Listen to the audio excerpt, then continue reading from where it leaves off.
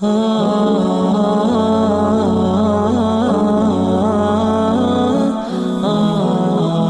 kalimat syukur ini, alhamdulillah, akan menjadi tambahan amal kita pada hari kiamat nanti kelak, insyaAllah.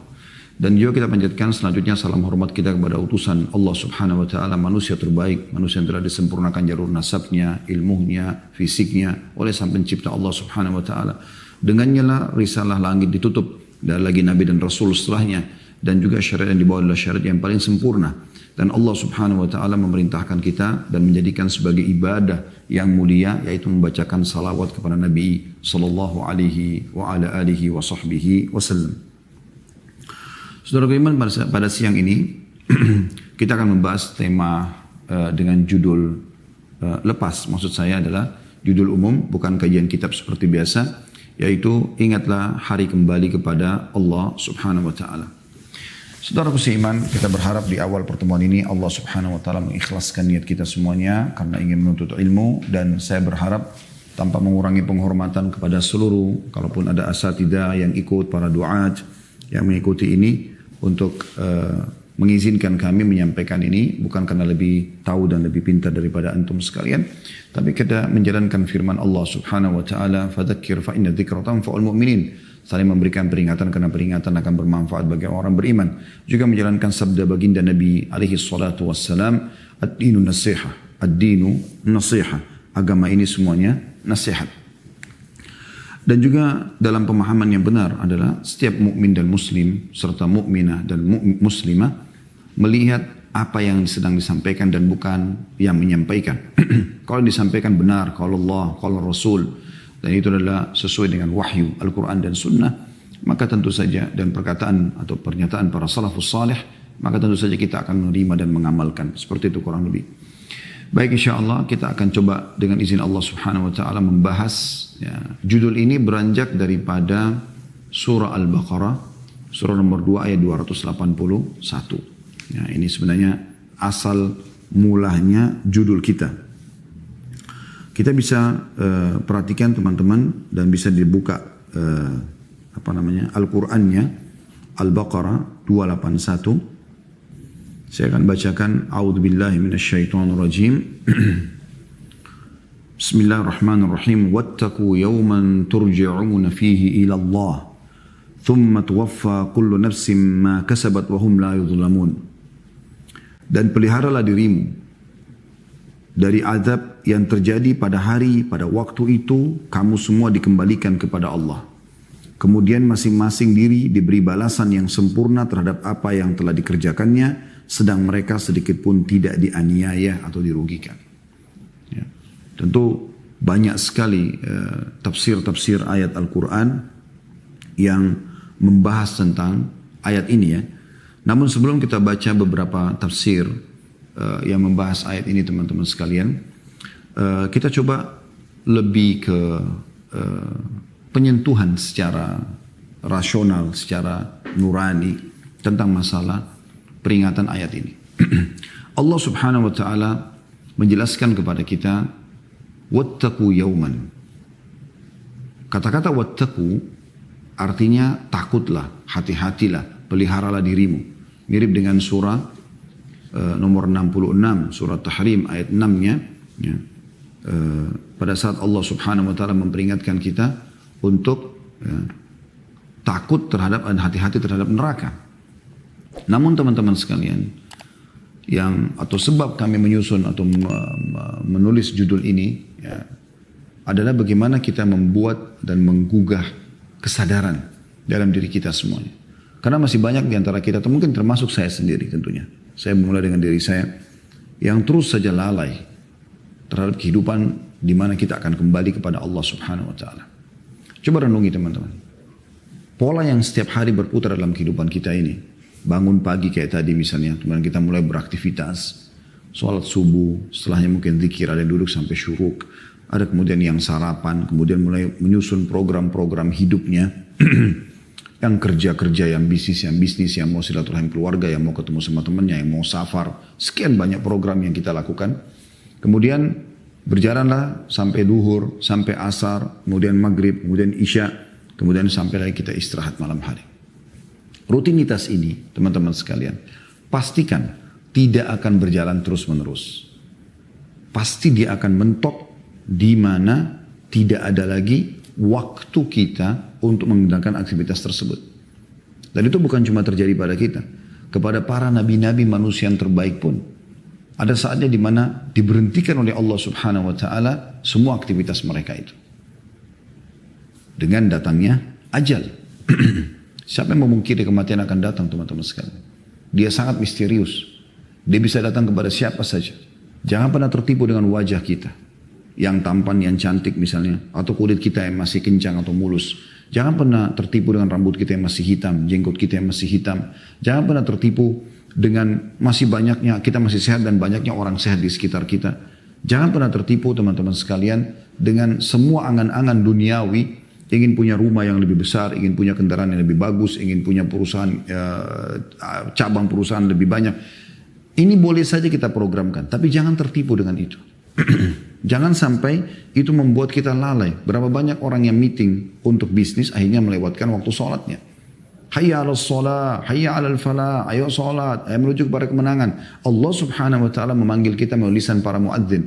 Mau orang Arab, mau orang Melayu, mau orang bule, mau orang hitam di Afrika, sama kata-kata muadzinnya. Hayya 'alas shalah, hayya 'alal falah, ayo mengerjakan salat, ayo menuju kepada kemenangan. Kemenangan dunia akhirat. Tapi karena dia, oh ini meeting nih, 1 miliar, 2 miliar. Nanggung nih, sebentar lagi misalnya ngobrol ya.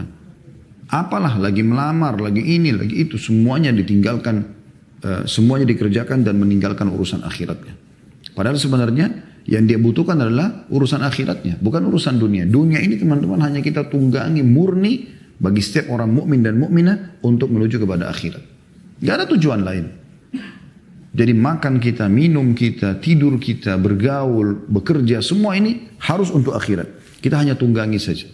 Sehingga makan kita, minum kita diniatkan karena memberikan hak badan yang Allah Subhanahu wa Ta'ala datangkan rasa lapar supaya kita berikan hak badan makan. Haus pun adalah supaya kita memberikan hak minum, ya, cairan air untuk tubuh kita. Capek ngantuk untuk memberikan hak istirahat tubuh kita. Kemudian juga bekerja supaya kita bisa membiayai hidup kita. Dan ini semua digunakan untuk ibadah kepada Allah Subhanahu wa Ta'ala. Kembali kepada surah Az-Zariyat. Tujuan utama diciptakannya manusia dan jin. A'udzu billahi minasyaitonir rajim. Wa ma khalaqtul jinna wal insa illa liya'budun. Kami tidak ciptakan jin dan manusia kecuali untuk menyembah. Ya. Jadi untuk patuh kepada Allah Azza wa Jalla. Tidak ada tujuan lain. Ini harus, visi misi ini harus menjadi kendaraan utama kita. Tidak boleh yang lain.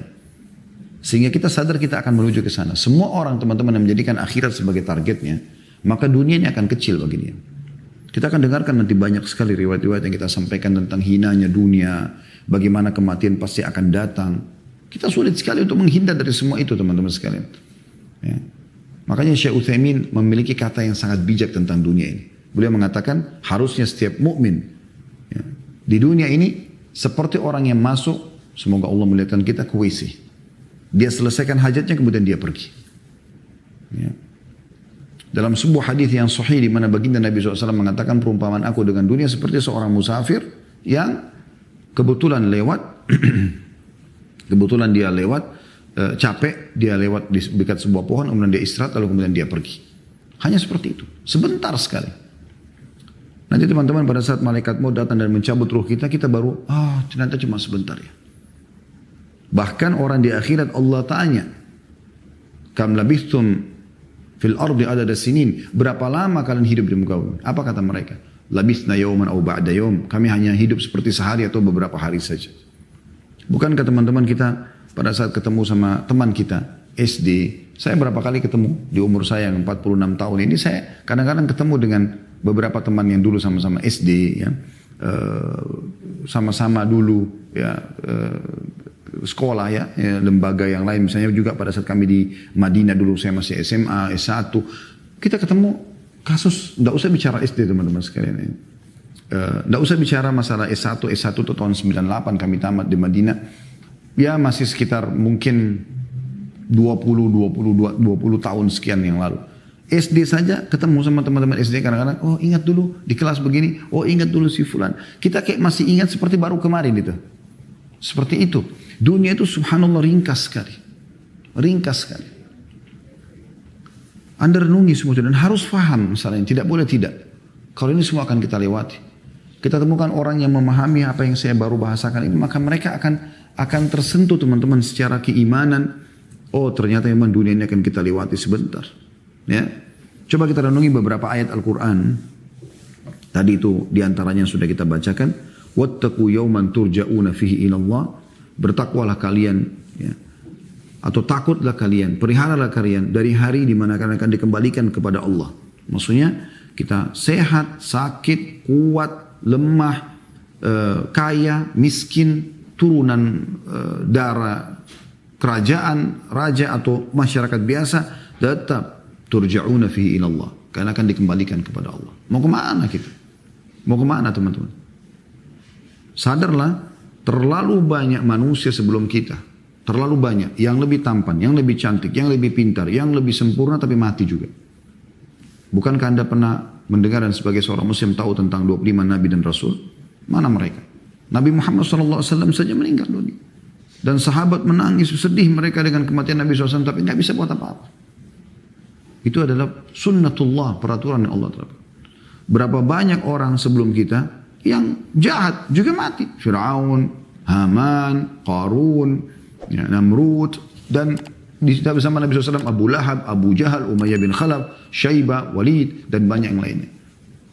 Dan jelas sunnatullah tidak akan berubah. Walan tajida di sunnatillahi tabdila. Kalian tidak akan temukan perubahan dalam sistem yang sudah Allah buat.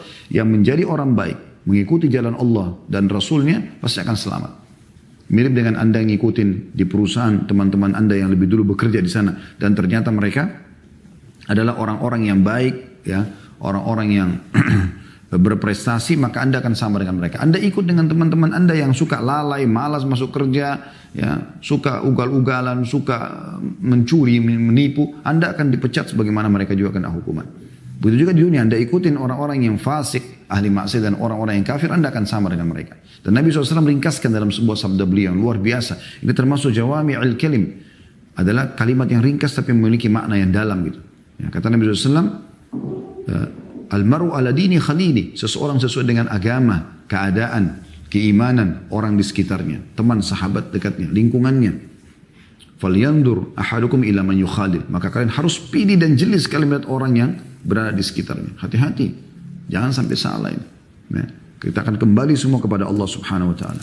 Kemudian dikatakan tsumma tuwaffa kullu nafsin ma kasabat wa hum la yudhlamun. Dan akan diperlihatkan semuanya. Apapun yang kita lakukan baik atau buruk, bahkan gerakan-gerakan saja akan Anda lihat semuanya. Ya. Dalam satu ayat, bagaimana Allah gambarkan tentang orang kafir pada hari kiamat. Ya. Mereka mengatakan apa? A'udzubillahi minasyaitonir rajim. Ma li hadzal kitab la yughadiru shaghiratan wala kabiratan illa ahsaha. Buku apa yang kami terima di buku amal? Tidak membedakan mana yang kecil, mana yang besar. Apa maksudnya yang kecil teman-teman sekalian? Bisa masuk dalam maknanya adalah kedipan mata pertama, tangisan pertama, gerakan tangan pertama, semuanya waktu kita masih bayi keluar dari rahim ibu, sampai gerakan terakhir, semua tercatat. Apalagi amal baik, amal buruk, ini gerakan-gerakan yang sudah lazim dalam tubuh kita tetap tercatat. Semuanya akan terlihat. Makanya sangat bodoh orang kalau menganggap Allah SWT tidak mengawasi dia, Allah tidak melihat dia. Umar bin Khattab mengingatkan masalah itu. Ingatlah sebelum mata kamu menuju ke satu tempat yang haram, ketahuilah Allah lebih dulu melihatmu. Ini secara keimanan memang, gitu kan. Dalam tafsirnya, contoh misalnya tafsir Al-Mukhtasar ya, ini dikeluarkan dari Markas Tafsir Riyadh, ya, di bawah pengawasan Dr. Saleh bin Abdullah bin Humaid, Imam Masjidil Haram tentunya. Beliau mengatakan, dan takutlah, saya langsung terjemahkan, dan takutlah kalian dari hari kiamat, hari kebangkitan. Hari kalian dikembalikan kepada Allah untuk perhitungan. Semua akan ditanya oleh Allah Subhanahu wa taala. Semuanya, yang mata kita lihat, yang telinga kita dengar, yang lisan kita ucapkan, yang dimakan, dimasukkan ke mulut kita, ditelan oleh tenggorokan kita masuk ke perut, yang tangan kita menjamah, kaki kita melangkah, kemaluan kita menyentuh, semuanya. Dia, Allah akan membalas setiap kebaikan atau keburukan setiap orang tanpa mengurangi pahala dan tanpa menambah siksaan dari yang semestinya. Kalau dalam tafsir Al-Madinah Al-Munawwarah dikeluarkan dari Markas Ta'zim Al-Quran di bawah pengawasan Profesor Dr. Imad Zuhair Hafidh, Profesor Fakultas Al-Quran Universitas Islam Madinah, hafidhahumullah semuanya. Beliau mengatakan, wattaqu yawman, potongan ayat, ya, dan peliharalah dirimu dari suatu hari, yakni hari kiamat, hari kebangkitan. Ini nggak bisa kita luput darinya. Ya, Anda selalu dalam Al-Fatihah membaca Maliki Yaumiddin. Dalam sholat wajib minimal 17 kali kita ulangi ayat ini. Bagaimana dengan sholat-sholat sunnah? Selalu Allah ingatkan. Raja pemilik hari kebangkitan. Dan juga salah satu rukun iman kita, iman yang kelima, iman kepada hari kiamat. Hari dibangkitkan. Kemudian kata beliau, lanjutannya, wattaqu yauman tadi, hari kiamat, turja'una fihi ilallah. Pada waktu kamu semua dikembalikan kepada Allah, yakni hari kematian kalian. Hati-hati, sebelum ke hari kiamat, prosesnya pintu, namanya kematian, kalian akan masuk di pintu itu. Dan beliau menukil dari Ibnu Abbas radhiyallahu anhuma yang berkata, ayat Al-Quran turun ini, ayat ini adalah ayat yang terakhir turun kepada Nabi SAW. Dan antara turunnya ayat ini dan kematian Nabi SAW adalah 31 hari.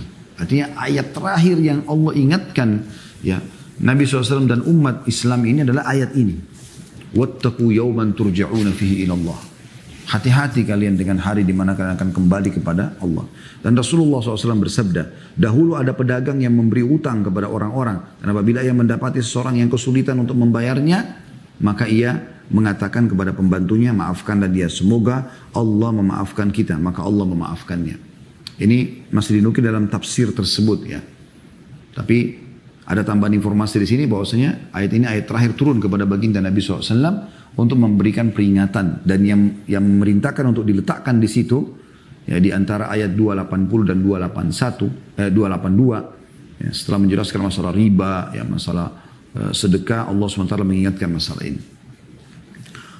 Kemudian juga dalam tafsir Zubdatut Tafsir ya, ini salah satu buku min Fathul Qadir, ya ini menjelaskan tentang tafsir Fathul Qadir. Dr. Muhammad Sulaiman Al-Ashkar, beliau mengajar juga di Masjid Madinah atau di Universitas Madinah, maaf. Ya. Beliau mengatakan Al-Qasim bin Abi Ayyub berkata, suatu ketika aku mendengar Sa'id bin Jubair mengulang-ulang bacaan ini dalam sholatnya sebanyak 20 kali. Artinya para salafus saleh dulu begitu lewat Al-Baqarah, pas baca Al-Baqarah 281, mereka mengulangi sambil merenungi. Wattaqu yawman turja'una fihi ilallah. Terus, hati-hatilah dengan hari di mana kalian akan dikembalikan kepada Allah. Karena mereka faham akan ditanyakan semuanya. Nikmat, ya, ketaatan-ketaatan, kemudian pelanggaran-pelanggaran, Allah akan minta semuanya. Allah akan tanya dan Allah akan perlihatkan semuanya. Lalu beliau mengatakan, ayat yang paling agung untuk menasihati para pemakan riba dan para pemilik harta yang mereka telah disibukkan oleh harta mereka, prestasi dunia, sehingga lupa akan ketaatan kepada Allah. Berikut ini adalah ayat yang Allah tutup dengannya ayat-ayat riba dan merupakan akhir ayat yang diturunkan oleh Allah SWT di antara wahyunya kepada Nabi Muhammad SAW. Yaitu, wattaqu yawman turja'una fihi ilallah, thumma tuwaffa kullu nafsin ma kasabat wa hum la yudhlamun. Hati-hatilah kalian, pelihara dari kalian dari hari di mana kalian akan dikembalikan kepada Allah. Kemudian Allah akan memberikan balasan. Yang baik akan dapat pahala sempurna, yang buruk akan kena hukuman. Gitu, ya. Dan tidak ada yang dizalimi. Lalu kata beliau, sekecil apapun perbuatan seseorang akan dituliskan baginya balasan pahala. Hal itu berdasarkan makna umum dari firman Allah Subhanahu Wa Taala ayat ini. Wattaqu yawman turja'una fihi ilallah. Dan sampai akhir ayat. Cukup banyak teman-teman sekalian ya. Kemudian juga ada diambil dari Markas Tadabbur di bawah pengawasan Profesor Dr. Umar bin Abdullah Al-Muqbil, Profesor di Fakultas Syariah Universitas Qasim ya, Saudi. Liyadabbaru ayati. Ya, ini nama markasnya ya. Makna daripada Al-Baqarah 281 adalah takutlah kepada hari kiamat yang mana kalian akan kembali kepada Allah. Kemudian masing-masing jiwa mendapati amal perbuatan mereka berupa kebaikan atau keburukan. Sehebat apapun Anda mengemas keburukan Anda, Allah tahu. Allah akan perlihatkan. Mereka tidak dizalimi dengan dikurangi kebaikan mereka dan ditambahi keburukan mereka. Bahkan Ibnu Juraij, ini masih di pernyataan yang sama ya. Ibnu Juraij rahimahullah berkata ayat ini diturunkan 9 malam sebelum wafatnya Nabi SAW. Lalu setelah itu tidak ada ayat yang diturunkan. Ibnu Abbas radhiyallahu anhu berkata akhir ayat Al-Quran diturunkan kepada Nabi SAW adalah wattaqu yauman ... ya. Dan jedah waktu antara turunnya ayat tersebut dan wafatnya Nabi SAW adalah 31 hari. Ini luar biasa gitu. Bagaimana ya, ayat ini memang menjadi peringatan terakhir yang akan disampaikan Nabi SAW kepada umatnya. Dan setelah itu Nabi SAW wafat. Sebagai bukti tentang kebenaran ayat ini kalau semua orang akan meninggal dunia. Ada ayat yang serupa dengan ini, kita coba tadaburi beberapa ayat teman-teman sekalian, yaitu surah Luqman. Surah Luqman surah nomor 31 ayatnya 33. Silakan dibuka supaya kita tadaburi. Surah nomor 31 ayat 33. Saya bacakan, a'udzubillahi minasyaitonirrajim. Ya ayyuhan nasu attaqu rabbakum. Ya ayuhan nasu attaqu rabbakum wakhshaw yawman la yajzi walidun an waladihi wala mauludun huwa jazin an walidihi syai'a inna wa'dallahi haqqo fala tagurrannakumul hayatud dunya wala yagurrannakum billahil gharur. Hai manusia, di sini bukan cuma Allah panggil orang beriman. Biasanya Allah mengatakan ya ayyuhalladzina amanu, tapi semua manusia Allah panggil. Agar orang-orang beriman pun mendakwakan ini kepada orang-orang yang belum beriman. Selain untuk peringatan buat diri mereka. Hai manusia, bertakwalah kepada Tuhan. Patuh tunduk, takutlah kepada Tuhan. Dan takutlah suatu hari di mana hari tersebut seorang bapak tidak dapat menolong anaknya lagi. Dan seorang anak tidak dapat pula menolong bapaknya sedikit pun. Sesungguhnya janji Allah benar. Ada hari kiamat nanti tidak ada lagi orang bisa saling membantu. Orang kan lari dari satu sama yang lain. Ya. Dan ini janji Allah benar, pasti akan dibangkitkan. Maka janganlah sekali-kali kehidupan dunia memperdaya kamu. Maksudnya terus dalam kemaksiatan. Gunakan dunia untuk menuju ke akhirat. Dan jangan pula penipu atau syaitan maksudnya memperdayakan kamu dalam mentaati Allah. Ini ayat, dua ayat terakhir sebelum akhir daripada ayat surah atau Luqman, surah Luqman, karena sampai 34 ayat ya. Ini ayat 33-nya. Jadi ini ayat ini jelas sekali bagaimana menekankan kepada kita agar hati-hati, karena kita semua akan kembali. Jangan terpedaya teman-teman sekalian dengan program-program hidup kita ini hanya membuat kita lalai. Selalu tunggangi program kita ini untuk akhirat sebagaimana sudah kami bahasakan tadi. Kemudian juga kita bisa lihat surah Al-Muzammil, surah nomor 39, ya, sebagai ayat-ayat tadabbur ya. Di ayat 17-nya, saya akan bacakan surah nomor 39, ayat 17 sampai ayat 19 ya. A'udzu billahi minasyaitonir rajim. Walladzina ijtanabu at-taghuta ay ya'buduha wa anabu ila Allahi lahumul busyra. Fabashshir ibad. Dan orang-orang yang menjauhi tagut. Tagut semua yang disembah selain Allah. Dalam beberapa tafsir juga bisa bermakna para penyihir, dukun, ya, ahli-ahli syirik. Dan orang-orang yang menjauhi tagut, yaitu tidak menyembahnya dan kembali kepada Allah, maka bagi mereka berita gembira. Sebab itu sampaikanlah berita ini kepada hamba-hambaku. Allah memerintahkan Nabi SAW sampaikan. Siapa mereka? Ayat 18-nya. Alladzina yastami'una al-qawla wa yattabi'una ahsanah. Ulaika alladhina hadahumullah wa ulaika hum ulul albab.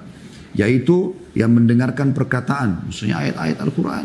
Sekarang kita kenapa mulai dengan ayat-ayat Al-Quran? Supaya kita renungi apa yang dipesankan oleh Tuhan kita kepada kita. Agar hati-hati. Mendengarkan perkataan lalu mengikuti apa yang paling baik di antaranya. Maksudnya mengikuti perintah-perintah yang meninggalkan larangannya. Mereka itulah orang-orang yang telah diberi petunjuk. Telah diberi Allah petunjuk. Dan mereka itulah orang-orang yang mempunyai akal. Kemudian ayat 19-nya Allah Subhanahu wa taala berfirman, "Afaman haqqa 'alaihi kalimatul 'adzabi afa anta tunkidu man finnar?" Apakah kamu hendak merubah nasib hai Muhammad orang-orang yang telah pasti ketentuan azab atasnya, dan apakah kamu akan menyelamatkan orang yang berada dalam api neraka? Artinya kalau orang yang sudah diberi peringatan seperti ini tidak mau dengar, kemudian nanti mereka meninggal, tidak akan pernah bisa menyelamatkan. Bahkan Nabi SAW pun tidak bisa menyelamatkan orang yang meninggal dalam keadaan kufur. Kemudian Allah Subhanahu wa taala mengingatkan tentang masalah sesuatu yang pasti terjadi dan tidak mungkin luput dari kita, yaitu kematian. Ya. Bagi teman-teman yang hadir dalam acara kita ini seorang olahragawan, Anda pasti mati. Bagi Anda yang selalu menjaga makanan sehat, Anda pasti mati. Bagi Anda yang kaya raya, tinggal di komplek yang aman, ada security-nya, Anda pasti mati. Anda yang selalu ditemani oleh bodyguard yang menjaga Anda pasti mati. Tidak ada yang bisa luput. Anda atau orang yang tidak terjaga, yang sehat atau orang yang sakit, yang muda ataupun tua, yang kaya ataupun miskin, yang punya banyak pedayang-dayang bodyguard dan yang tidak, sama. Di saat mati, di saat itu malaikat maut datang dan mencabut ruh Anda.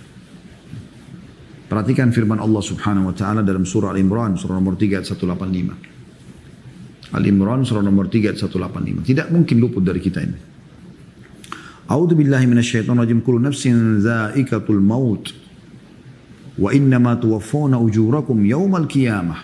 Faman zuhziha 'anil nari wa udkhilal jannata faqad faz. Wa mal hayatud dunya illa mata'ul ghurur. Semua jiwa pasti akan merasakan kematian. Saya dan Anda. Dan itu hitungan detik, teman-teman sekalian. Detik. Ini lagi ngomong ini, tiba-tiba malaikat maut datang mencabut ruh, selesai mati. Dan hanya akan menjadi kenangan sementara. Ya, kenangan plus sementara. Orang akan mengenang, oh Khalid Basalamah pernah ceramah. Ada kenangan, selesai. Habis itu sudah berhenti semua aktivitas saya, nggak ada lagi. Kecuali memang ada buku yang disebar, ilmu agama yang bermanfaat, sebagaimana Allah, kalau orang ikhlas, Allah akan menjaga semua itu. Pada saat Imam Malik rahimahullah menulis buku Muwatta, kitab Muwatta beliau, itu banyak ulama di zaman beliau sibuk menulis juga kitab Muwatta, dan murid-muridnya pada datang mengatakan, wahai Imam, orang-orang yang selevel Anda sibuk menulis, menamakan buku mereka juga Muwatta. Kata Imam Malik kalimat yang masyhur, maka lillahi fahuwa bak. Semua yang karena Allah pasti akan kekal. Jadi kalau Anda nulis buku, Anda mau punya amal jariah setelah meninggal, maka ikhlaskan, pasti Allah akan kekalkan. Allah sampaikan Muwatta, dan sampai sekarang cuma satu Muwatta. Semua Muwatta yang lain hilang. Nggak ada yang ya, terjaga sampai sekarang. Siapa yang ikhlas? Maka itu akan bisa dikenang. Tapi setelah itu, sementara. Anda akan diingat oleh kerabat Anda, sehari, 2 hari, 3 hari, sebulan, setahun. Makin lama makin mereda. Sampai akhirnya Anda sudah tidak dikenang lagi. Saya kasih contoh. Siapa di antara kita teman-teman yang sampai sekarang masih bisa mengenang kakek-kakeknya? Kakek kita saja belum tentu kita kenang. Saya sekarang tidak bisa mengingat semua apa yang kakek saya lakukan dari kebaikan saja. Enggak usah bicara keburukan. Insya Allah mudah-mudahan keburukannya dimaafkan Allah kalaupun ada. Tapi kebaikan saja kita nggak bisa ingat semuanya. Ayah saja yang terdekat belum tentu semua kebaikan beliau kita bisa ingat. Bagaimana dengan kakeknya kakek misalnya, atau kakeknya ayah? Begitu juga Anda nanti. Anda akan dikenang mungkin oleh anak Anda, tapi tidak semuanya. Setelah itu cucu Anda sudah posisi kakek. Setelah itu cicit Anda sudah kakeknya ayahnya, dan seterusnya. Tidak akan dikenang lagi. Oh si fulan saja namanya, iya, selesai. Yang membuat Anda bisa dikenang adalah amal soleh yang Anda kerjakan. Itu iya. Jadi nukil perbuatan-perbuatan amal soleh, tentang sholat malam yang Anda kerjakan, tentang sedekah, tentang ilmu yang bermanfaat Anda seperti itu yang bisa dikenang. Dan lucunya, ini yang justru banyak ditinggalkan oleh orang, yang justru akan membuat dia akan terkenang. Gitu. Ya. Bukan untuk supaya disebut-sebut setelah meninggal, karena tadi tidak mungkin kalau tanpa ikhlas. Gitu kan. Tapi keikhlasan Allah akan hidupkan semua amal-amal yang tadinya dirahasiakan oleh seorang mukmin semasa hidupnya setelah dia meninggal. Makanya kita sekarang banyak menukil tentang ibadahnya dan perkataannya Hasan Basri, Sa'id bin Musayyib, apalagi sahabat-sahabat ridwanullah alaihim yang tidak bisa lagi disebutkan. Banyaknya amal solehnya Abu Bakar, Umar, Uthman, Ali, Talha, Zubair ridwanullah alaihim dan seterusnya. Akan terjaga semua itu. Tapi yang lain tidak akan. Pernah nggak teman-teman kita mendengarkan jenis baju yang mereka pakai, warnanya? Mungkin 1-2 riwayat, selebihnya sudah nggak ada. Makanan kesukaannya ya, tapi orang sudah tidak pikir lagi bagaimana sih dulu bumbunya itu, orang sudah nggak pikir itu. Ya orang pikir itu sholat malamnya, sedekahnya, ya, amar ma'ruf nahi mungkarnya itu. Yang sekarang malah orang jauhi itu. Mereka sibuk dengan urusan dunia, mereka lupa, gitu. Lalai. Padahal semuanya akan kita tinggal. Sepatu, mobil, rumah, kenangan. Sementara, pasti. Oh ini rumahnya si fulan. Meninggal 1-2 hari masih dikenal. Setelah itu, lama-lama ahli waris akan bagi, selesai. Dan gitu. Begitu semuanya teman-teman sekalian. Jadi jangan terpengaruh dengan kulit yang kencang, wajah yang tampan, wajah yang cantik, rambut yang indah, jenggot yang masih hitam, badan yang kekar. Ini semua iya kita tunggangi untuk fasilitas supaya mendekatkan diri kepada Allah. Tapi kalau Anda gunakan dalam kemaksiatan kepada Allah Azza wa Jalla, dan Anda akan dihisab oleh Allah hari kiamat, ini jadi masalah. Anda melahirkan permasalahan buat diri Anda sendiri. Lalu kata Allah Subhanahu wa taala, dan kalian pasti akan menerima balasan kalian pada hari kiamat nanti. Siapa yang hari kiamat diselamatkan dari api neraka? Zuhziha. Ya, disortir, selamat dari api neraka dan masuk dalam surga. Faqad faz. Dia telah beruntung, itu kemenangan yang sebenarnya. Dan ketahuilah, kehidupan dunia hanya sesuatu yang menipu saja. Ya. Kemudian dalam surah Al-Anbiya, surah nomor 21 ayat 35, Allah Azza wa Jalla juga berfirman, dan ini akan kekal ditidakkan oleh orang beriman sampai hari kiamat, dan sudah turun dari 1400 tahun sekian yang lalu kepada baginda Nabi SAW. A'udzu billahi minasyaitonir rajim. Al-Anbiya surah nomor 21 ayat 35. Kullu nafsin dha'iqatul mauti wa nabluukum bisyarri wal khairi fitnah wa ilaina turja'un. Semua jiwa pasti akan mati dan kami akan menunjukkan kebaikan dan keburukan kalian. Ya. Dan kepada kamilah kalian akan dikembalikan. Allah mengingatkan, dha'iqatul maut, pasti akan melalui kematian. Sehebat apapun Anda, pasti mati.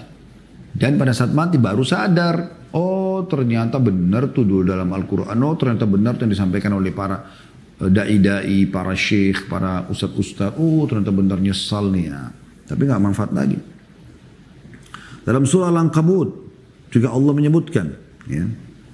A'udzubillahi minasyaitonir surah nomor 29 ayat 57 ya. Kullu nafsin dha'iqatul maut tsumma ilaina turja'un. Semua yang bernyawa pasti akan mati. Mati, pasti mati. Hati-hati ini. Ya. Dan pasti akan dikembalikan kepada Allah. Kemudian juga dalam surah Al-An'am, surah nomor 6 ayat 61. Allah SWT mengingatkan bagaimana cepatnya malaikat maut yang datang dan mencabut ruh, hitungan detik, selesai. Mau dia kekar bagaimanapun, mati semua. A'udzu billahi minasyaitonir rajim. Wa huwal qahiru fawqa ibadi wa yursilu 'alaikum hafadhah. Dan dia menguasai seluruh makhluknya. Dan dia mengirim kepada kalian para malaikat yang menjaga. Hatta idza jaa ahadakumul mautu tawaffathu rusulun la yufarritun. Dan pada saat tiba saatnya dia mati, maka para utusan kami akan mencabut ruh mereka wa hum la yufarritun. Mereka tidak telat sedikit pun. Cepat eksekusinya. Kemudian dalam ayat yang lain juga, dalam surah An-Nisa, Allah Subhanahu wa taala berfirman, ya. Subhanallah, di tulisan saya agak kecil, saya sempat nulis tapi tidak mengingat ayatnya. Kalau saya tidak salah ini di ayat 58 ya. Dan ini insyaallah ayat yang masyhur ya. A'udzubillahi minasyaitonir rajim. Aina ma takunu yudrikumul maut walau kuntum fi burujin musyayyadah. Dimanapun kalian berada, walaupun kalian berada di building yang kuat, yang bagus ya, tetap aja kalian akan wafat. Ya, sepertinya bukan ayat 58 ya. Dan jelas dalam surah An-Nisa insyaallah. Mohon maaf kepada ikhwas sekalian, ini saya tidak mengingat memang di ayat keberapa dia ya. Ini manusiawi. Yang penting ayatnya sudah sampai kepada Anda semua. Kemudian juga dalam surah Al-Jumu'ah, surah yang masyhur, surah nomor 62 ayat 8, Allah Subhanahu wa taala berfirman, A'udzu billahi minasyaitonir rajim.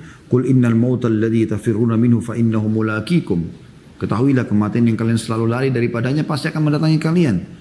Thumma turadduna ila alimil ghaibi wasyahadati fayunabbi'ukum bima kuntum ta'malun. Dan kalian pasti akan dikembalikan kepada zat Allah yang maha mengetahui yang gaib dan juga yang nyata. Dan kalian akan ya, diberitahukan terhadap apa yang kalian lakukan itu. Dalam surah Qaf, surah nomor 50 ayat 19, Allah SWT berfirman tentang kebenaran datangnya kematian. Wa ja'at sakratul mauti bil haqq, dzalika ma kunta minhu tahriyud.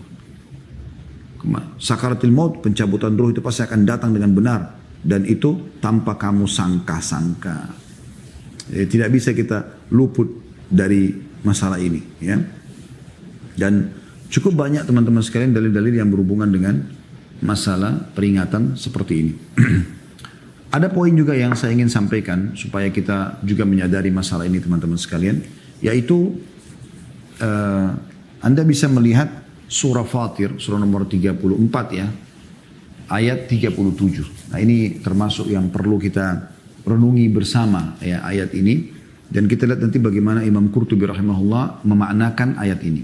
Bunyinya a'udzubillahi minasyaitonir rajim. Awalam nu'ammirkum ma yatadzakkaru fihi man tadzakkara wa ja'akumun nadhir. Ini satu ayat pendek tapi maknanya dalam sekali tafsirnya, subhanallah. Ya. Artinya, dan bukankah kami telah memanjangkan umurmu dalam masa yang cukup untuk berfikir bagi orang yang mau berfikir, dan bukankah telah datang kepadamu pemberi peringatan. Nanti kalau orang meninggal akan disampaikan ayat ini kepada dia oleh para malaikat. Bukankah kami telah memberikan umur yang cukup? Kalau ada orang pas melihat malaikat maut baru mau sadar, baru mau ibadah, baru mau tobat, maka malaikat akan mengatakan, bukankah Allah sudah ingatkan dalam Al-Quran, kami telah berikan kepadamu umur yang cukup dan telah datang kepadamu peringatan. Nah, sekarang yang perlu kita titik beratkan teman-teman sekalian adalah makna daripada waja'akumun nadhir, dan telah datang kepada kalian pemberi peringatan. Kata Imam Qurtubi rahimahullah, saya ambil dari kitab At-Tadhkirah beliau ya. Tadhkirah ini mengingatkan tentang masalah bekal menghadapi kematian dan seterusnya sampai surga dan neraka sebenarnya.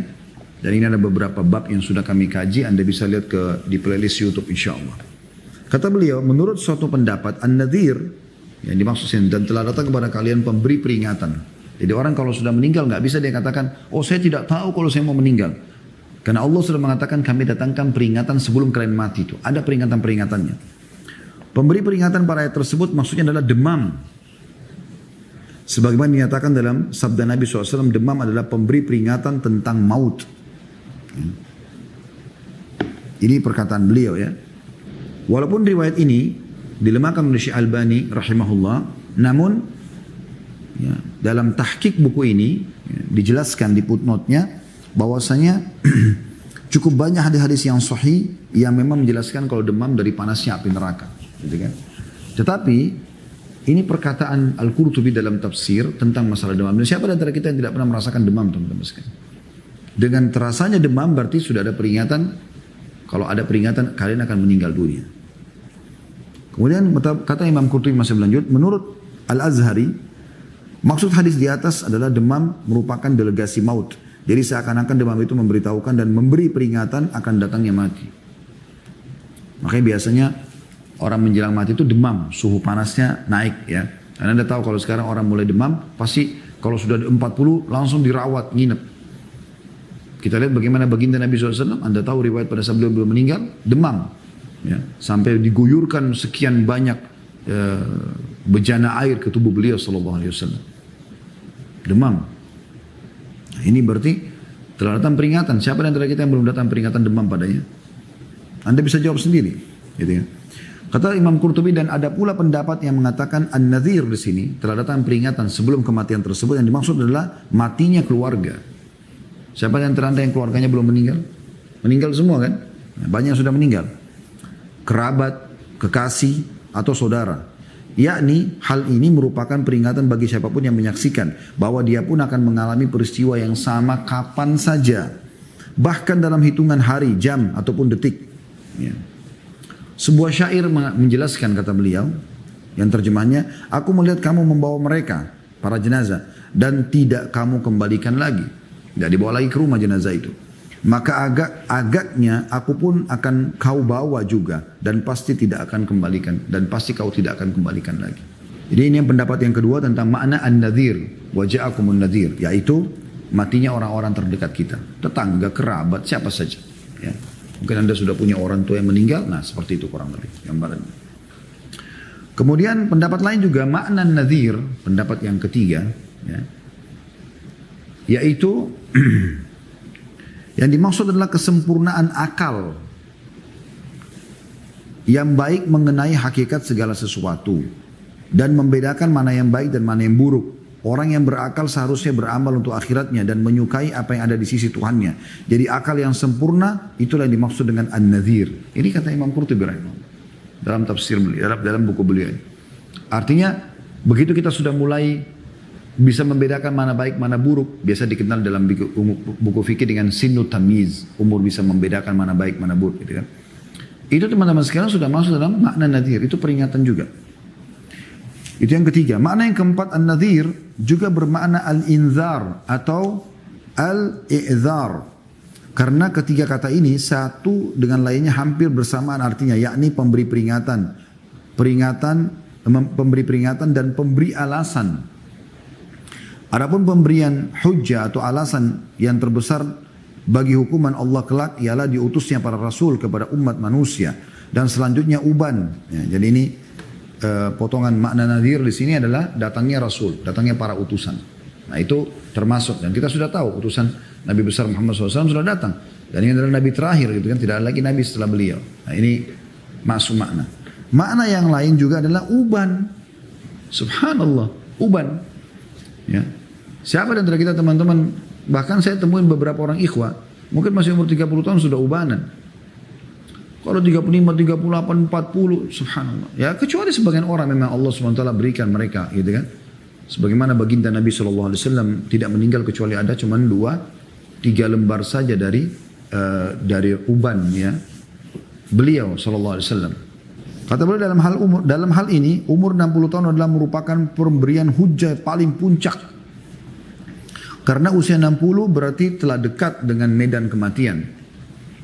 Oleh karena itu sesungguhnya usia sekian adalah usia bertaubat, khusyuk dan berserah diri kepada Allah sambil menunggu datangnya ajal dan saat pertemuan dengan Allah Subhanahu wa taala. Ya. Namun tetap saja makna daripada uban di sini adalah kembali kepada setiap munculnya uban walaupun belum sampai 60 tahun. Biasakan orang kalau ada uban disembunyikan, dicabut, ya, diwarnai bagian daripada agama boleh. Karena Nabi SAW pada saat menemui Abi Quhafa, ayahnya Abu Bakar radhiyallahu anhu ajma'in pada saat masuk Islam pembebasan kota Mekah, itu karena ubannya semua rambutnya uban, alisnya, jenggotnya semua putih, maka Nabi SAW menyuruh setelah dia syahadat dikembalikan kepada istri-istrinya untuk disemirkan, diwarnakan. Yang penting jangan warna hitam. Tapi munculnya uban itu termasuk peringatan. Ya. Bisa juga bermakna adalah mencapainya orang umur 40 tahun. Mencapainya umur 40 tahun sesuai dengan firman Allah SWT dalam surah Al-Ahqaq ayat 15. Ya, makanya Allah perintahkan orang yang sudah 40 tahun untuk membaca doa ini. Al-Ahqaq 15 berbunyi, A'udzubillahi minasyaitonirrajim.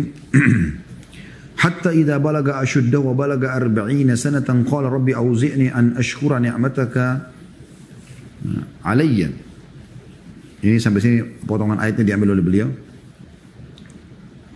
An ashkura ni'mataka allati an'amta alayya. Ya. Sampai sini saksi bahasan diambil oleh beliau. Walaupun ayat masih bersambung ya. Sehingga apabila dia telah dewasa dan umurnya mencapai 40 tahun, maka dia berdoa, ya Tuhanku tunjukilah aku untuk mensyukuri nikmatmu yang telah engkau berikan kepada atau karuniakan kepadaku. Kata beliau, Allah Azza wa Jalla memperingatkan bahwa orang yang telah mencapai umur 40 tahun sudah waktunya menyadari betapa banyak nikmat yang telah dikaruniakan Allah kepadanya. Makanan, minuman, pakaian, oksigen, luar biasa. Nah, saya merasakan dan teman-teman yang sudah 40 tahun merasakan masalah itu. Dari kita masih bayi sampai kita dewasa sekarang. Apa yang kurang dari nikmat Allah Subhanahu wa taala? Semuanya sudah Allah berikan. Sudah waktunya menyadari, kata beliau, betapa banyak nikmat yang telah dikaruniakan Allah kepadanya dan juga kepada kedua orang tuanya. Lalu mensyukurinya. Dan kembali disyukuri dengan cara ibadah kepada Allah dan taubat dari dosa-dosa. Malik rahimahullah berkata, saya lihat para ahli ilmu di negeri kita gemar mencari dunia. Mereka bergaul dengan masyarakat hingga seseorang dari mereka mencapai usia 40 tahun. Jika mereka telah mencapai usia 40 tahun, maka mereka mengasingkan diri dari masyarakat. Jadi artinya, ada di antara mereka yang mengambil inisiatif seperti itu. Ada sebuah cerita kata Imam Qurtubi di sini saya bacakan. Seorang alim yang gemar bersenang-senang, dia senang menyendiri di kebunnya di tengah-tengah teman-temannya. Selain mereka tidak diizinkan masuk. Tengah dia berada di kebun itu, tiba-tiba dia melihat seseorang di sela-sela pepohonan. Maka dia marah dan berkata, siapa yang mengizinkan orang ini masuk? Jadi kebun ini cuma dia sendiri. Dan yang bisa masuk hanya orang-orang yang dikenal saja. Tiba-tiba dilihat ada orang di pepohonan, lalu dia marah. Siapa yang mengizinkan masuk? Maka datanglah orang itu lalu duduk di hadapannya dan berkata, apa pendapat Tuhan tentang seseorang yang punya hutang, tapi dia beranggapan boleh saja tidak membayarnya?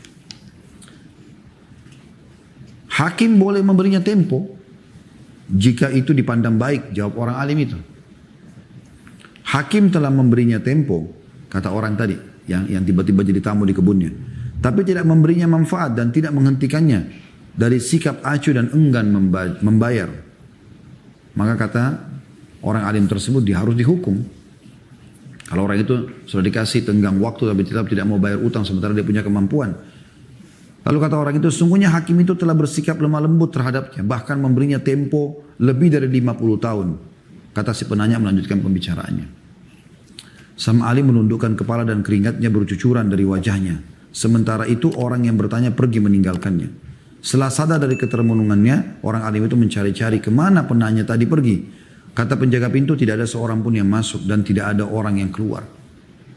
Maka kata orang alim tersebut, pulanglah kalian kepada teman-temannya. Mulai saat itu dia tidak pernah menampakkan diri kecuali dalam majlis ta'lim guna mengajar saja.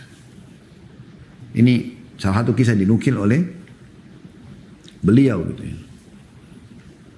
Di antara kisah yang lain ya, beliau menukil, saya pikir ada baiknya kisah tadi kita sambung dengan kisah-kisah lainnya, kata beliau, tentang uban, peringatan dan ancaman sebagai nasihat bagi kita semua agar waspada terhadap datangnya maut ya. Ada sebuah kisah tentang seorang kaya yang hidup mewah. Dia berusaha menolak datangnya maut apabila datang secara tiba-tiba, tanpa didahului tahapan-tahapan. Ketika ditanya apa sebabnya, dia menuturkan, saya punya seorang budak perempuan. Tiap kali aku senang-senang dengannya, maka semakin lekat juga cintaku padanya. Pada suatu hari aku membolak-balik rambutnya. Tiba-tiba ada 2 helai rambutnya yang putih. Maka aku sampaikan hal itu kepadanya. Tentu saja dia terperanjat seraya berkata, perlihatkan kepadaku. Aku pun memperlihatkan kepadanya dan tiba-tiba dia mengucapkan, yang benar telah datang dan yang batil telah lenyap. Surah Isra ayat 81. Sejenak kemudian dia memandangiku seraya berkata, ketahuilah, andaikan tidak ada kewajiban atasku untuk mematuhimu, niscaya aku tak akan kembali kepadamu. Maka biarkan aku siang dan malam ini untuk menghimpun bekal akhiratku. Maka aku berkata, tidak disebut dermawan, juga tidak mengapa. Dia marah. Apakah engkau menghalangi aku dari Tuhanku? Padahal dia telah memberikan aku akan segera kembali kepadanya. Peringatan. Lalu dia berdoa, ya Allah gantikanlah cintanya kepadaku dengan kebencian.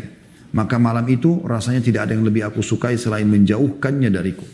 Bahkan kemudian aku menawarkannya untuk dijual. Dan datanglah kepadaku seseorang yang berani membelinya dengan harga yang aku inginkan. Namun ketika aku akan menerima bayarannya, wanita itu menangis mengatakan, bukankah ini yang kau inginkan? Tanyaku. Demi Allah, katanya, sesungguhnya tidak ada sesuatu pun di dunia ini yang lebih aku sukai selain dirimu. Tapi maukah engkau sesuatu lebih baik daripada uang bayaran itu yang diberikan tentang diriku? Maka kata tuannya, baiklah, apa itu? Kata dia, merdekakan aku karena Allah Azza wa Jal. Jawabnya, kata si budak tadi. Hal itu aku akan membuatmu memiliki sesuatu yang lebih besar daripada memiliki diriku. Dan memberimu pahala lebih besar daripada harga diriku. Kata tuannya, ya, aku memerdekakanmu karena Allah. Maka wanita itu pun berdoa, semoga Allah meluluskan akadmu dan memberimu berlipat ganda dari yang engkau inginkan. Dan sejak itu saya berzuhud, agaknya wanita itu telah berhasil membuatku tidak menyukai dunia dengan segala kenikmatannya. Jadi saya coba ulangi garis besarnya. Jadi ada seseorang, diceritakan oleh beliau, pernah punya seorang budak wanita.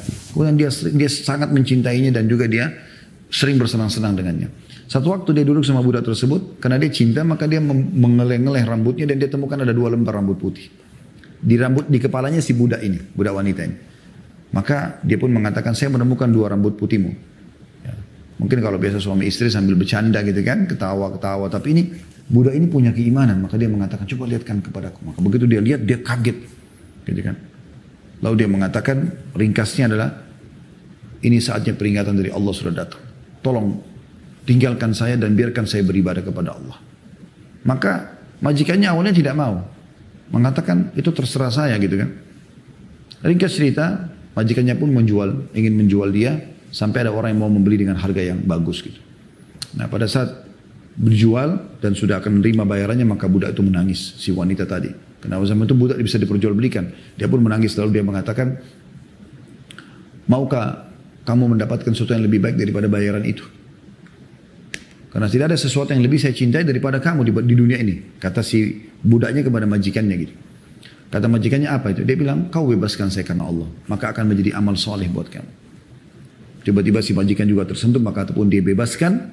Kemudian dia pun ya, dibiarkan melakukan aktivitasnya ibadah kepada Allah. Dan si majikan ini pun menjadi sadar terhadap harusnya zuhud terhadap dunia. Dan hanya dia meninggalkan sebagian kenikmatan itu. Rabi' ibn Haytham rahimahullah menggali sebuah liang kubur di belakang rumahnya dan setiap hari beliau selalu masuk lalu ke dalamnya kemudian dia duduk Dan dia merenungi bagaimana liang lahat ini akan dia masuki. Kemudian dia juga akan ya, dia akan dimasuki satu waktu dan tidak akan keluar. Kalau sekarang dia masih bisa keluar, maka dengan itu dia tidak pernah ketinggalan sholat malam. Hasan Basri rahimahullah pernah, ini tentu sudah keluar dari pendapat Qurtubi, karena kalau kita ingin baca buku ini cukup besar, ini 2 jilid buku ini ya. Pernah beliau mengantar jenazah sambil beliau berzikir kepada Allah Subhanahu wa taala. Sambil beliau berzikir, ada anak muda di sebelahnya. Tapi tentu zikir dia sendiri pribadi, ada zikir yang dia mau lakukan gitu, bukan karena ngantar jenazah, karena tidak ada zikir khusus pada saat antar jenazah gitu kan. Maka seorang anak muda di sebelahnya, karena dia ini adalah seorang guru, maka ditanyakan, wahai imam, kenapa anda berzikir? Maka dia mengatakan, Hasan Basri rahimahullah, berzikirlah wahai anak muda, karena yang sedang kita antar sudah tidak bisa berzikir lagi. Jadi bagaimana memaksimalkan waktu teman-teman sekalian? Bagaimana memaksimalkan waktu? Ya. Imam Qurtubi juga menukil kisah, ya, saya tutup dengan itu dari buku ini ya. Kisah, maksudnya saya bukan tutup pengajian karena masih ada hal yang ingin saya sampaikan berhubungan dengan masalah hinanya dunia ini dengan beberapa dalil, insya Allah mudah-mudahan ini bisa menutup pengajian kita. Beliau menukil sebuah kisah, ada seseorang di kota Madinah, dulu terkenal dengan kaya rayanya, hartanya banyak, orangnya tampan, keturunannya banyak. Satu waktu dia bercermin lalu dia melihat ada 2 buah uban di jenggotnya. Maka tiba-tiba pada saat itu dirinya bergemetar, tubuhnya gemetar, kemudian dia seperti orang stres gitu ya, dan akhirnya keluarganya mengira dia gila. Dia pergi ke masjid, orang ini pergi ke Masjid Nabawi dan tidak mau keluar dari Masjid Nabawi. Tidak mau keluar, di Masjid Nabawi terus. Itu Anda bisa dapatkan dalam kitab Tadhkiran disebut oleh Imam Qurtubi ya. Di bab tentang masalah penjelasan tafsir surah Fatir tadi ya. Dia mengatakan, maka dia sudah tinggal mungkin sekitar berapa belas tahun ya, atau puluhan tahun di dalam. Saya tidak bacakan dari bukunya karena cukup panjang kisahnya, maka saya ringkaskan. Dia sudah tinggal sekian belas tahun atau sekian puluh tahun di Masjid Nabawi dalam kondisi dikira gila oleh kerabatnya. Anak-anaknya semua hidup dan dia rupanya pantau dari jauh ini seperti apa perkembangan ahli warisnya pada saat dia tinggalkan. Setiap didatangi pasti dia lari sembunyi di sekitar kuburan Nabi SAW, maksudnya di sekitar masjid situ.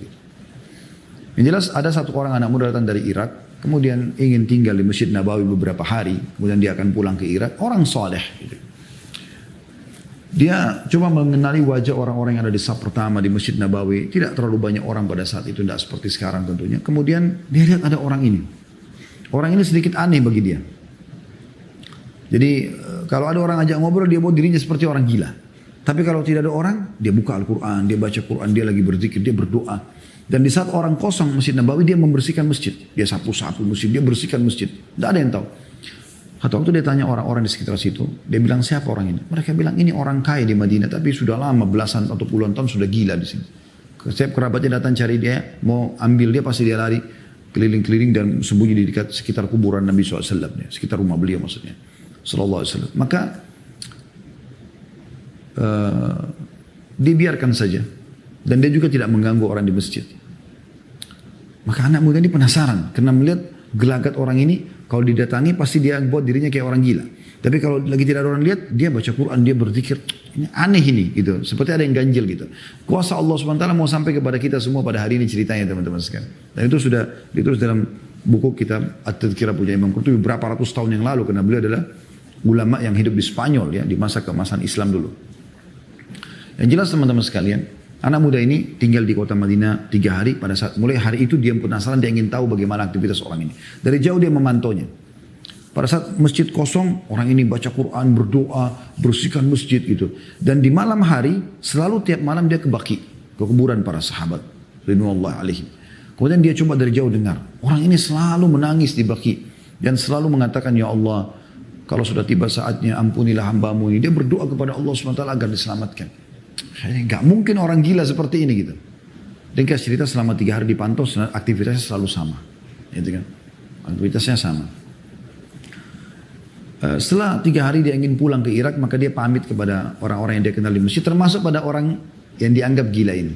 Tapi dia tunggu orang-orang sudah tidak ada, bagaimana dia pamit. Dia mengatakan, wahai paman, saya dari Irak, saya seorang budak, saya datang berapa hari di sini dan saya ingin pamit ke Irak. Kemudian dia buat dirinya seakan-akan gila gitu, kayak ngoceh sendiri ya.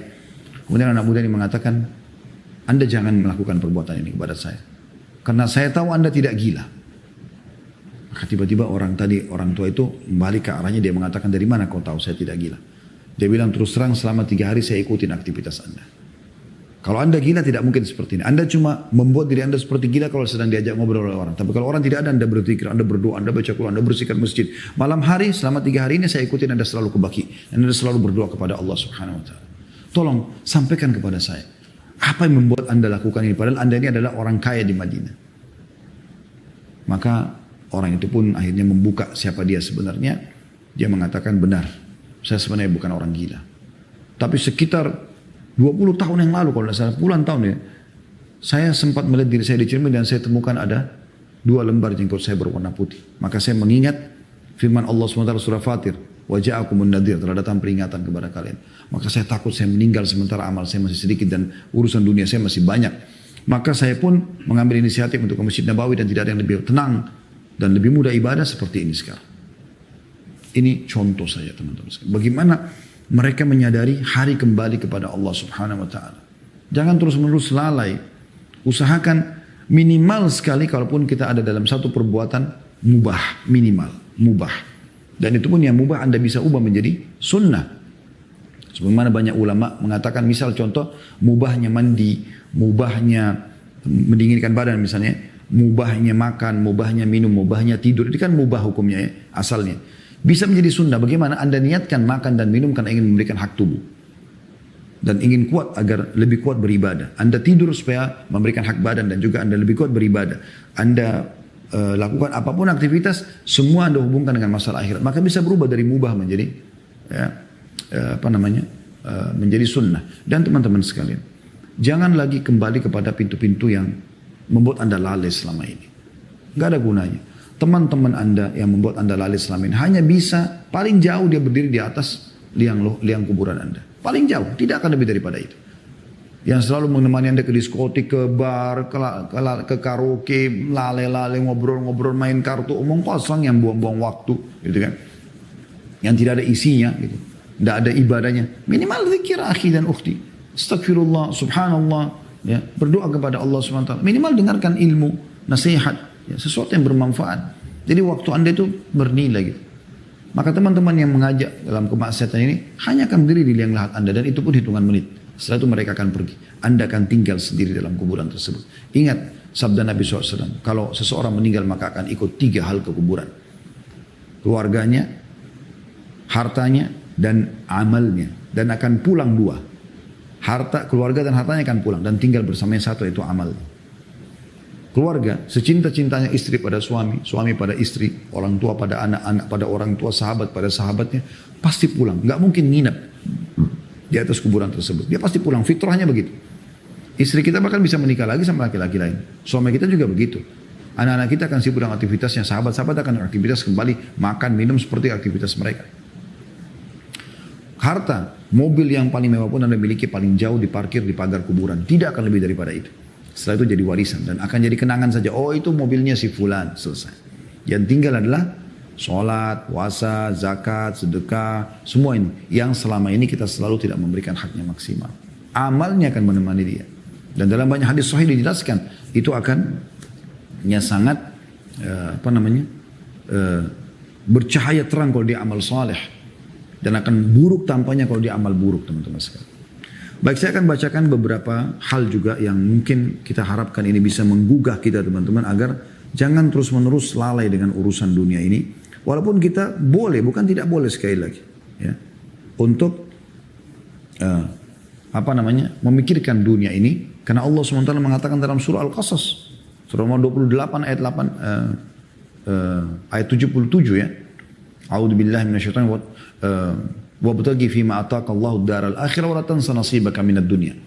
Kejarlah apa yang Allah janjikan untukmu di akhirat sana dan jangan lupakan bagianmu dari dunia. Maksudnya tetap kamu penuhi kebutuhan duniamu, makan, minum, bekerja, menikah, tapi akhirat nomor 1. Digunakan untuk akhirat. Jadi orang mukmin juga tidak benar kalau dia meninggalkan dunianya sama sekali. Karena dia butuh juga untuk bekerja. Dia bisa tunggangi untuk mendapatkan membangun masjid dengan hartanya, dia membangun rumah anak yatim, membantu orang miskin dan seterusnya, gitu kan. Tapi ingat Allah Subhanahu wa taala menggambarkan kepada kita tentang dunia ini. Supaya jangan lagi teman-teman berjor-joran, berantem, ribut, ghibah, fitnah, segala macam gara-gara masalah dunia ini. Ya. Allah subhanahu wa ta'ala mengingatkan kepada kita dalam surah Hadid ayat 20-nya. A'udzu billahi minasyaitonir rajim. I'lamu annamal hayatud dunya la'ibun wa lahu wa zinatun wa tafakhurun bainakum wa takathurun fil amwali wal aulad. Al-ayah. Ketahuilah bahwasanya kehidupan dunia ini hanya kehidupan bermain-main saja dan perhiasan serta berbangga-bangga di antara kalian dengan jumlah harta dan anak. Begitu saja, dia tidak abadi. Semua akan kita tinggalkan. Begitu juga dalam surah Yunus, surah nomor 10 ayat 24, Allah SWT berfirman, A'udzu billahi minasyaitonir rajim. Innama mathalul hayatid dunya kama'in anzalnahu minas sama'i fakhtalata bihi nabatul ard. فاختلط به نبات الأرض مما يأكل الناس والأنعام حتى إذا أخذت الأرض زخرفها وزينت وظن أهلها أنهم قادرون عليها أتاها أمرنا ليلا أو نهارا فجعلناها حصيدا كأن لم تغن بالأمس كذلك نفصل الآيات لقوم يتفكرون. Ketahuilah perumpamaan kehidupan dunia seperti air yang kami turunkan dari langit, hujan, ya. Dan pada saat air itu bercampur dengan tanah, maka tumbuhlah tumbuh-tumbuhan yang dikonsumsi oleh manusia dan juga hewan-hewan. Dan pada saat bumi itu telah meresap air tadi, maka tumbuhlah tumbuh-tumbuhan tadi dan akhirnya menjadi indahlah. Ya, karena mulai daun-daunnya segar, buah-buahannya juga sudah mulai matang. Dan para penduduk bumi mengira atau pemilik-pemilik pohon tersebut mengira bisa menguasainya, maka tiba-tiba datang ya perintah kami untuk menghancurkannya siang atau malam atau siang hari, maka kami jadikan dia seperti tidak ada sebelumnya. Tumbang pohon itu, hilang semua buahnya, rontok semua daunnya. Begitulah kami memberikan rincian bagi orang yang mau berfikir. Bagi orang yang mau berfikir. Artinya kehidupan dunia ini sebentar kita akan lalui semua. Bahkan teman-teman kita ini manusia-manusia di akhir zaman. Sudah banyak manusia yang hidup sebelum kita. Sebuah pesan Hasan Basri menarik teman-teman. Dia mengatakan, aku tahu rezekiku tidak akan diambil oleh orang lain. Karena itu hatiku selalu senang. Tenang. Jadi gak ada istilahnya, oh ini ngambil proyek saya. Rezekinya dia kalau anda belum dapat. Aku tahu amalku tidak akan dikerjakan oleh orang lain. Tidak mungkin orang lain sholat untuk aku, puasa. Tidak bisa kita bayar dia untuk lakukan itu. Karena itu aku sibuk beramal saleh. Dan aku tahu Allah Ta'ala selalu memperhatikanku. Karena itulah aku malu jika Allah melihatku dalam maksiat. Dan aku tahu kematian sudah menungguku. Karena itulah aku selalu menambah bekal untuk hari pertemuanku dengan Allah. Beliau mengatakan dalam statement yang lain, jauhilah dunia ini. Karena ia ibarat ular mulus pada sentuhan tangan tapi racunnya membunuh. Lalu beliau juga mengatakan dalam statement pada saat ditanya tentang bagaimana pendapat tentang dunia dan akhirat. Beliau mengatakan, ya, dunia ini dimulai dengan tangisan, diakhiri dengan tangisan. Begitu lahir nangis, begitu meninggal ditangisi. Itu kesimpulannya dunia. Ali bin Abi Thalib berkata radhiyallahu anhu, irtahalatid dunya mudbirah. Ya, dunia sudah pergi, kata beliau. Sudah tua dunia ini. Ya, sudah banyak orang melalui sebelum kita. Wartahalatil akhirah muqbilah, dan akhirat sudah di depan mata. Ya. Walikulli wahidatin minhuma banun. Keduanya ini punya anak-anak, anak akhirat, anak dunia ya. Fakunu min abna'il akhirah, maka jadikan diri kalian sebagai anak-anak akhirat. Wala takunu min abna'id dunia, dan jangan pernah menjadi anak-anak dunia, sibuk dengan dunianya, bersaing di situ tanpa ada pikiran akhirat sama sekali. Fa innal yawma 'amalun wala hisab wa ghadan hisabun wala 'amal. Karena hari ini kalian berbuat tapi tidak akan ada dihisab, tidak dihisab. Tapi besok akan dihisab tanpa amal. Ini disebutkan oleh Imam Bukhari. Dalam riwayat Imam Muslim, kata Nabi SAW, yaqulul abd mali, mali. Seorang hamba selalu mengatakan hartaku, hartaku. Dia berbangga, dia mengejar, dia mengumpulkan. Innama lahu min malihi thalath. Ketahuilah bahwasanya harta yang dia sibuk bersaing, ya, mengumpulkan itu, tidak ada kecuali 3 hal saja. Ma'akala fa'afna. Apa yang menjadi makanan kemudian habis. Dia beli makanan, minuman habis. Aula bisa fa'abla. Atau dia pakai baju kemudian rusak, punah, robek. Au a'ta faktana. Atau dia bersedekah, maka akan mendapatkan hasil nanti. Ada balasan. Wa ma siwa dzalika fahuwa Zahibun wa tarikuhu linnas. Yang selain daripada itu akan hilang dan akan ditinggalkan untuk manusia. Kemudian juga sabda Nabi SAW hadis Bukhari mengingatkan kita semua, kun fid dunya ka'annaka gharibun au abiru sabil. Jadikan dirimu di dunia ini seperti orang asing ataupun hanya orang yang lewat saja. Dalam riwayat lain, ya, wa'ud nafsaka min ahlil kubur, dan persiapkan dirimu bahwasanya kau akan menjadi penghuni kubur yang 1 kali 2 meter tuh, sebesar luas apapun rumahmu di dunia tetap akan seperti itu, kembali ke liang lahat yang 1 kali 2 meter itu. Wa kana Ibnu Umar radhiyallahu anhu ma yaqul, dan Abdullah bin Umar radhiyallahu anhu berkata, idza amsayta fala tantadirus sabah. Kalau kau tiba sore hari, jangan pernah menghayal tiba di pagi hari, jangan tunggu pagi hari, belum tentu kau sampai di situ. Wa idza asbahta fala tantadirul masa, dan kalau kau tiba di sore hari, di pagi hari, jangan tunggu sore hari, belum tentu kau sampai.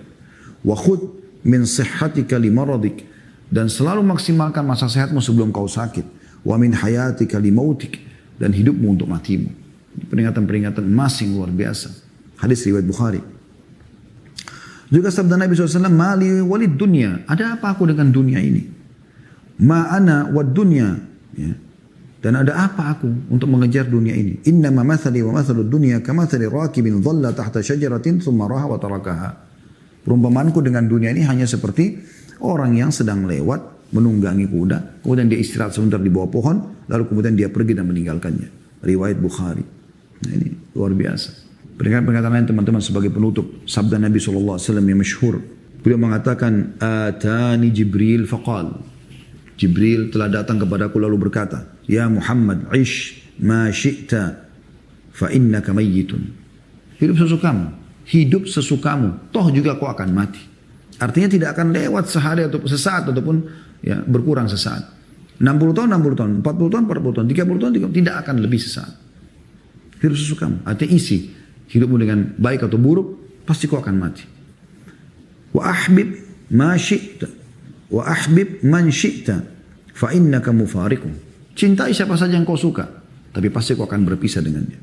Wa'mal ma syi'ta fa innaka majziyun bihi. Berbuat sesukamu, tapi kau pasti akan dibalas sesuai dengan perbuatanmu itu. Baik, kau akan dapat yang menyenangkanmu. Kalau buruk, kau juga akan sedih. Wa'lam anna syarafal mu'min qiyamuhu bil-lail wa izzuhu istignahu 'anil nas. Hadis Hasan riwayatkan Al-Hakim. Yang artinya beliau mengatakan, dan ketahuilah kemuliaan seorang mukmin, dia sibuk dengan sholat malamnya dan juga dia tidak bergantung pada manusia.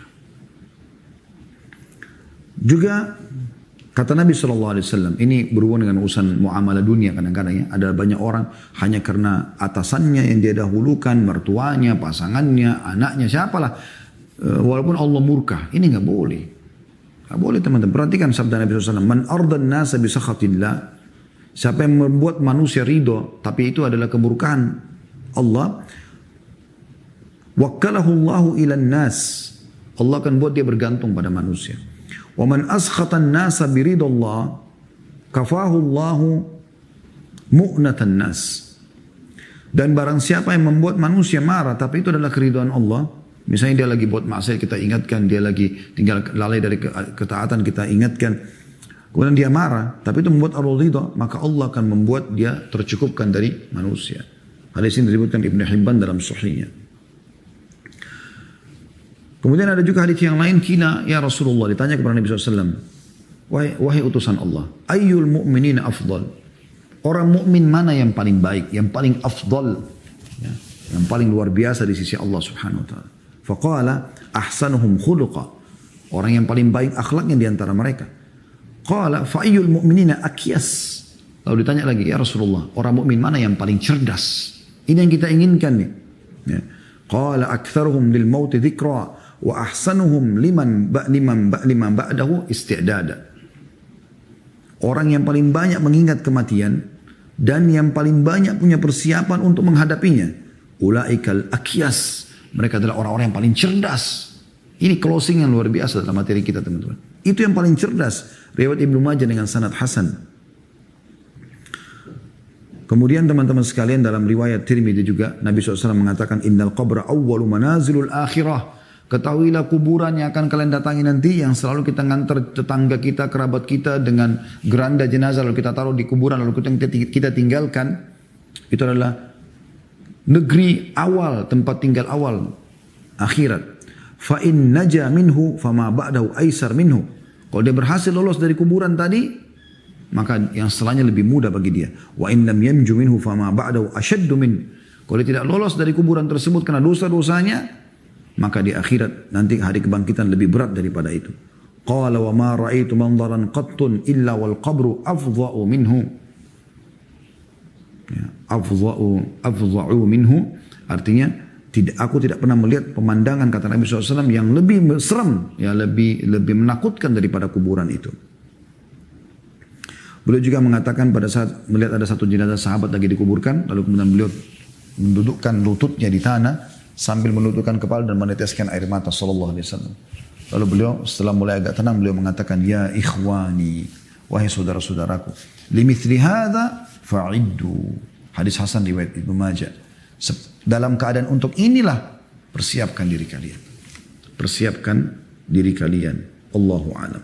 Jadi ini semua adalah hal yang harusnya kita jadikan sebagai peringatan-peringatan teman-teman sekalian. Dan saya ingin menutup dengan sebuah hadis yang masyhur di kalangan para asatidzah kita dan sering diingatkan, insyaallah hadis ini perlu kita jadikan sebagai pegangan supaya kita menilai dunia dengan hadis ini, bukan dengan yang lainnya. Apa kata Nabi SAW riwayat Bukhari dalam adab mufrad beliau, man asbaha minkum aminan fi sirbih. Siapa yang tiba di pagi hari dalam kondisi ya aminan fi sirbih. Ini Imam Bukhari maknakan dengan beberapa makna. Sirbihi, sarbihi, ada beberapa makna. Siapa yang tiba di pagi hari dalam kondisi aman ya di dirinya, bisa bermakna di rumahnya, bisa bermakna di negerinya. Mu'afan fi jasadi, sehat badannya. Indahu qutu yaumi, dia punya makanan dia bisa makan hari itu. Faka'anna mahizat lahud dunya, maka pastikan seperti dunia telah berkumpul semua padanya. Karena memang hanya hari itu yang kita butuhkan. Kewajibanmu hai muslim di saat kau hidup saja. Setelah kau meninggal tidak ada kewajibanmu lagi. Kewajiban memberikan nafkah istri, nafkah anak, kewajiban sholat, kewajiban semua semasa kau hidup. Kalau kau sudah meninggal sudah berhenti semuanya itu. Ya. Tapi Allah mudahkan kita teman-teman bisa mendapatkan tambahan amal setelah kita meninggal dengan cara tentunya kita coba ya. Sebagaimana sudah kita tahu amal-amal jariah, punya amal-amal jariah. Ilmu yang disebarkan, sungai yang dialirkan, sumur yang digali, masjid yang dibangun, jembatan, jalan, fasilitas umum dan seterusnya. Lakukan itu teman-teman sekalian. Ya. Dan hati-hati sekali jangan sampai kita meninggal teman-teman justru yang dikenang keburukan kita. Ya, saya juga ingin mengingatkan kembali diri saya. Saya kadang-kadang berhubungan sama sahabat dekat saya, Dr. Husain Jabiri, hafizahullah, seorang dokter di kampus kami di Madinah. Sekarang seangkatan dengan kami, sahabat dekat saya. Kadang-kadang kalau kami sering telepon, biasa saling memperingatkan satu sama yang lain. Satu waktu pernah, pada saat telepon, saya selalu bilang, siapa yang duluan memberikan nasihat? Itu dia mengatakan itu. Waktu itu dia bilang, coba kau Khalid. Saya tidak sengaja kenapa lisan saya mengucapkan ini. Saya mengatakan, bagaimana, siapa menurut kamu, ya, saya bilang sama dia dalam bahasa Arab terjemahnya. Saya bilang, siapa yang menurut kamu ulama yang paling kamu hormatin di Saudi ini? Dia bilang, Syekh bin Baz rahimahullah, seorang ulama yang mufti Saudi yang masyhur. Terus saya bilang, kenapa? Dia bilang, karena Masya Allah, dia sebarkan ilmunya, ulama besar, mufti Saudi. Sekarang orang banyak dapat hidayah karena dia. Dia sebutkanlah kebaikan-kebaikannya. Terus saya bilang, sekarang beliau sudah meninggal. Bagaimana menurut kamu sendiri orang yang mengagumi Syekh bin Baz? Kira-kira beliau bagaimana keadaannya sekarang? Oh tentu sesuai dengan janji Allah SWT. Yang kelihatan insya Allah beliau adalah ahli surga. Ya. Artinya dari amal-amal yang beliau lihat dan bagaimana Allah berkahi setelah beliau meninggal pun Masya Allah fatwanya masih tetap dipakai. Buku-bukunya masih dibaca. Murid-muridnya banyak mengajarkan ilmu. Kelihatan ada bekasnya gitu.